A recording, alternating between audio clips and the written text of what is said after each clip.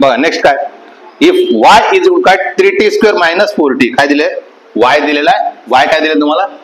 3t² - 4t, then minimum of the y will be at, minima काढायचं तर काय करा मला डिफरन्शिएट करावं लागेल, डबल एक सिंगल डिफरन्शिएट करू काय सोबत इक्वेट करावं मला 0 सोबत,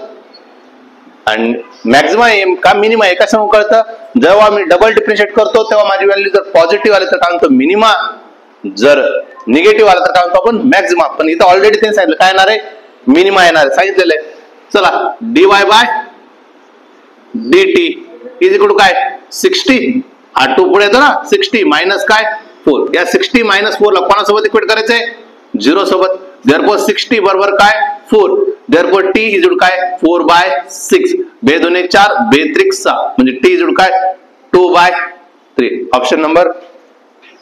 सी.